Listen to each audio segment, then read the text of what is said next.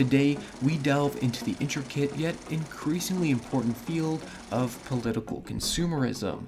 We will discuss how buying decisions impact society, capitalism, and the reflection of these purchases on our political ideologies.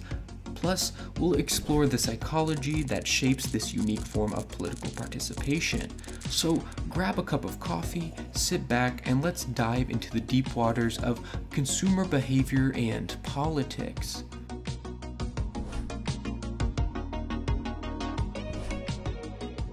Before we dive too deep, let's first understand what we mean when we say political consumerism. Now, this is the act of using your buying power to express political beliefs and values. Essentially, it's when you choose to purchase or not purchase products based on your political and ethical judgments. Recent years have seen a rise in political consumerism, fueling significant societal and market changes. Now, what's a prime example of this? Well, recall the Goya Foods controversy when its CEO praised former US President Donald Trump. Consumers who disagreed with the CEO's political position started boycotting the products, while supporters went out of their way to buy more Goya. That is a prime example of political consumerism in action. Another aspect of political consumerism is when consumers prioritize eco-friendly products to express their concern for the environment, or when they boycott brands that don't align with their values, like companies with unfair labor practices or those that may not support LGBTQ+ rights. Political consumerism isn't a newfangled concept birthed in the 21st century. In fact, it traces its roots back to the 1760s, when American colonies boycotted British goods as a form of protest against the Stamp Act.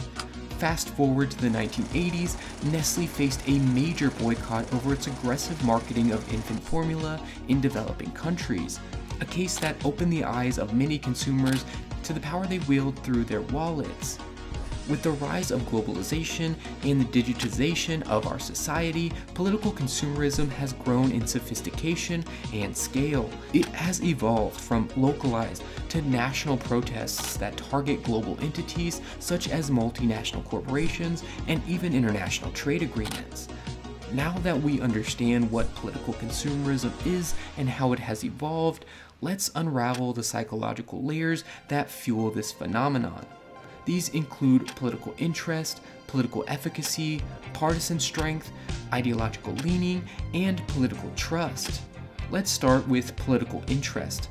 According to the civic volunteerism model, or CVM, and theories of lifestyle politics, a high degree of political interest often correlates with political consumerism.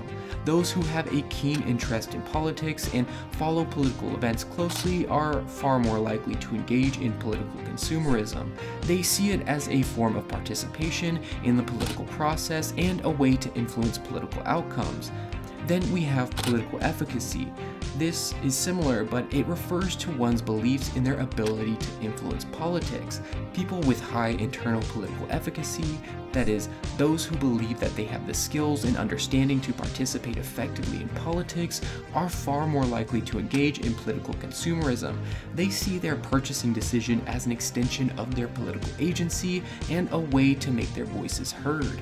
However, the relationship between external political efficacy, that is, the belief in the responsiveness of the government or political institutions, and political consumerism is far more complex.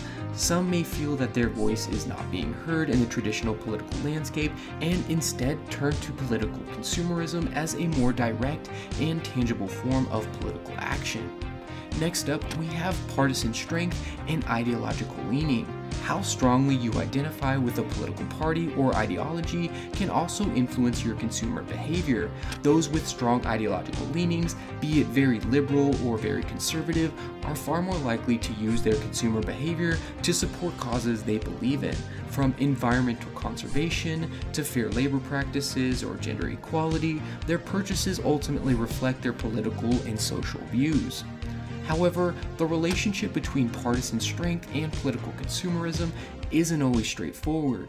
While strong party ties can simplify the understanding of complex issues that motivate political consumerism, Lifestyle politics suggests that individuals engaged in political consumerism may actually be more skeptical of traditional political institutions.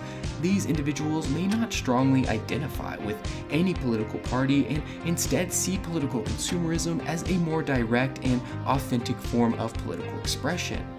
And finally, there's the role of political trust. If you trust that the government will act in the best interest of its citizens, you may feel less inclined to engage in political consumerism. However, low levels of trust in the government can actually spur political consumerism.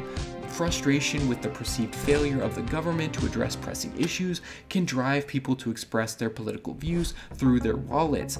Now, let's take a look at the broader impacts of political consumerism. For capitalism, it's a game changer. Market dynamics have been transformed, with brands now being held accountable not just for their product quality, but also for their political and social stances. Brands are often pressured to walk a tightrope between maintaining a neutral position and risking alienating a portion of their consumer base by taking a stand on polarizing issues. For society, the impact is equally profound. Consumption is no longer just an economic act, it's become a political one. This has led to a further polarization of society, with people divided not just by political beliefs, but also by their consumption choices. Yet, it's not all negative. Political consumerism can also foster a more engaged citizenry, turning apathy into action and promoting greater societal and political awareness. The emergence and growth of political consumerism is a testament to the evolution of our society and the increasing awareness of consumers. So the next time you're making your shopping list or choosing a brand to support, remember that you're potentially making a political statement, whether you realize it or not. While political consumerism brings its own set of complexities, it undeniably offers us, the consumers, an opportunity to vote with our wallets. It allows us to express our values and influence the world in our own small way. As we continue to navigate the ever-evolving landscape of consumer behavior and politics, one thing remains clear.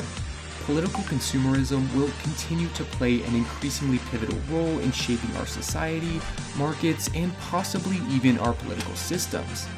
So what do you think? Have you ever made a conscious choice to support or boycott a brand based on your political beliefs? Or do you think that there are better ways to express your political views? Share your thoughts and experiences down below. Now, if this deep dive has got you thinking, remember to hit that like button, share, and subscribe, and join us next week as we explore another intriguing topic where we'll again discover that 1 minute is never quite enough. Stay curious. Thanks so much.